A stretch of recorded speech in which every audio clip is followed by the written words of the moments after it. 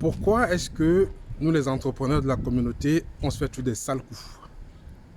Je veux dire, c'est le nombre d'histoires des entrepreneurs de la communauté où il y a eu des problèmes. On en compte des centaines, il y en a beaucoup, quoi. Et c'est encore pire quand on bosse avec les entrepreneurs de la communauté qui sont sur le continent africain. Moi, je ne comprends pas pourquoi il y a cette... je sais pas, c'est une malhonnêteté ou une volonté de ne pas faire les choses correctement, mais c'est très compliqué. Vous savez, quand un entrepreneur de la communauté noire va bosser avec les Asiatiques, par exemple, il paye cash avant que le produit ou le service ne soit livré. À l'avance toujours. Et quand il va bosser avec l'entrepreneur occidental ou américain, il va toujours payer cash à l'avance même avant de recevoir le produit ou le service. Je me posais la question souvent, pourquoi est-ce que les Occidentaux, quand on écrivait d'Afrique, quand peut-être j'écrivais d'une de mes entreprises au Cameroun pour dire que j'ai besoin d'un service ou d'un produit, ils me demandaient toujours de payer d'abord 100% avant que la livraison soit faite, avant que le produit ne soit réalisé.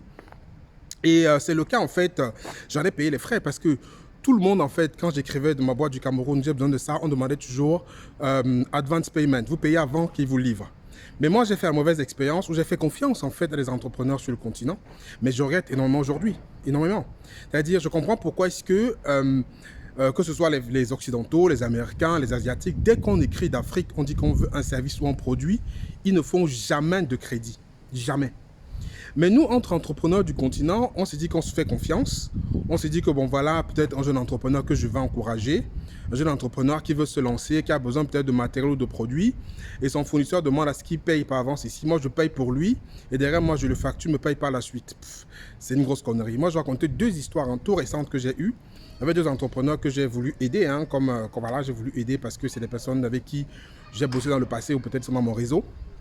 Et un premier, en fait, on avait un gros projet à faire, un gros projet d'installation de lampadaires solaires dans un village, un très gros projet. Et on s'est entendu que moi, je finançais complètement l'achat du matériel parce que le fournisseur des lampadaires solaires était en Asie. Moi, je finançais l'achat du matériel et lui faisait l'installation sur place avec mes équipes au Cameroun. Donc, il n'avait pas de capital, en fait, il n'avait pas d'argent, c'est moi qui finançais. On était payé par la suite lorsque le projet était réalisé. Donc, bien entendu, le fournisseur asiatique, lui, avant qu'il envoie son matériel au niveau de l'Afrique, il va avoir 100% de paiement avant que ça bouge. Donc, moi, j'ai fait tout le nécessaire. J'ai payé les 30% à la commande. J'ai payé lorsque c'était fabriqué.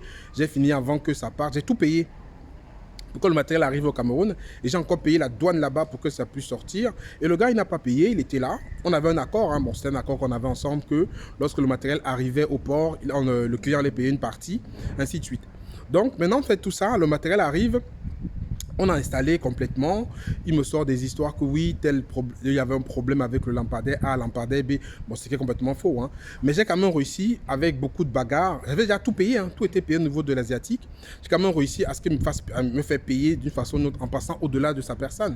Parce qu'il voulait me doubler. C'était un projet qu'on avait en commun, mais il voulait me doubler vis-à-vis du client final. Donc j'ai quand même réussi à me faire payer une partie. Mais l'autre partie, c'est lui qui l'a. Et je lui dis, ça fait 2 ans aujourd'hui que j'attends qu'il me paye. 2 ans que j'attends qu'il me solde ma facture. Alors que s'il avait payé directement au niveau des Chinois, il aurait payé 100% avant.